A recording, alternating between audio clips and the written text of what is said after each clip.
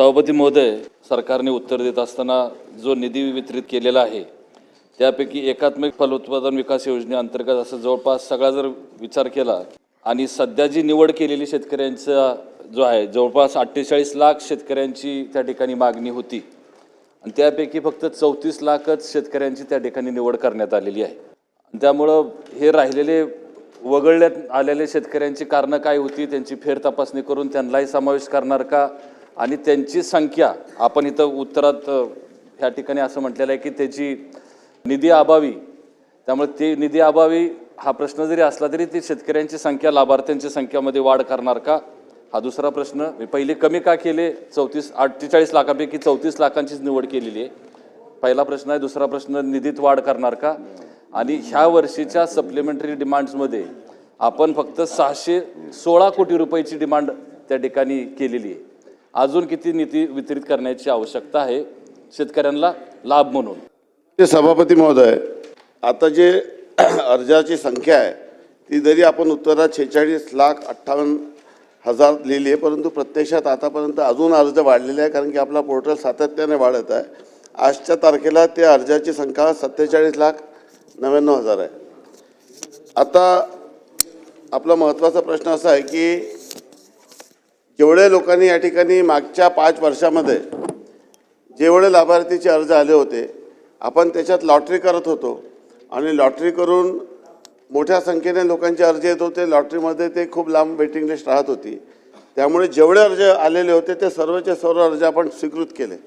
परंतु हे सर्व केल्यानंतर त्याची जी प्रक्रिया आहे त्या प्रक्रियेमध्ये त्यांनी पहिले फक्त अर्ज केल्यानंतर मग सहाय्यक कृषी अधिकाऱ्यांनी कागदपत्र छाननी करणं, मग ती तालुका कृषी अधिकाऱ्यांनी पूर्वसंमती प्रदान करणे, नंतर त्यांनी साहित्य खरेदी करून अपलोड करणे, नंतर त्याचे देयकाची पडताळणी करणे, याच्यामध्ये ही जी प्रक्रिया आहे याच्यामध्ये संख्या हळूहळू कमी होत चाललेली। ती आकडेवारी वाटल्यास मी आपल्याला देतो। परंतु प्रत्यक्षात असं आहे की आपण आता कृषी समृद्धी योजना आल्यानंतर आपली अशी इच्छा होती की आपण आता फर्स्ट कम फर्स्ट सर्व करून टाकलेलं आहे आणि त्यामुळे शेतकऱ्यांना भांडवली गुंतवणूक देऊन त्यांचे सर्व अर्ज आपण मंजूर करायचे आणि कुठलेही अर्ज प्रलंबित राहू नये अशी शासनाची भूमिका आहे। अन्यथा दरवर्षी 2000 लोकांनी अर्ज करायचे, आपण 200-300 लोकांचे अर्ज मंजूर करायचे आणि टप्प्याटप्प्याने आपण जसे फॉर्म अपलोड होतील, जसे DBTचे ते कागद जोडतील तसे 100% रक्कम आपण त्यात क्लिअर करणार आहोत। यावर्षी जर आपण या ठिकाणी आकडेवारी पाहिली यावर्षी साधारणतः आपल्याला अपलोड बिलासाठी जे अनुदान द्यायचं आहे आता अर्ज जरी जास्त असले परंतु प्रत्यक्षात कागदपत्र अपलोड की संख्या 10,99,000 एवढीच होती।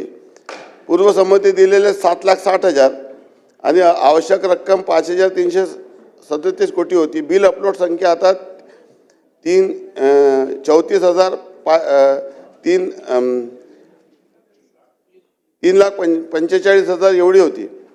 आता याच्यासाठी जी लागणारी रक्कम आहे ती रक्कम आपण यावर्षी मार्चपर्यंत आपण आपलं 100% दायित्व पूर्ण करत आहोत। आणि त्यानंतर याच्यात मूळ कारण असं झालं की जेव्हा आपली लॉटरी सिस्टम होतं त्या लॉटरी सिस्टममध्ये एकाच घराचे 4-4 लोक अर्ज करायचे, परंतु आता आपण जे फार्मर आयडी आणलेला आहे त्यामुळे ती अर्जाची संख्या नेमकी कमी झालेली आहे कारण की एका कुटुंबामध्ये 4-4 लोकांनी या ठिकाणी अर्ज केलेला आहे।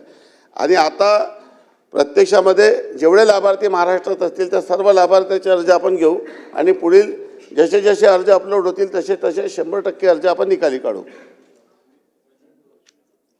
आता सध्या तूर्त जरी आपल्याकडे मागचे जे अर्ज होते त्या मागच्या अर्जाला आपण मंजुरी देत आहोत, परंतु जसे अर्ज अपलोड होतील यावर्षी आपण मार्चपर्यंतचा जेवढा दायित्व आहे मंजुरीचं पूर्ण क्लिअर करू। त्यानंतर दरवर्षी आपण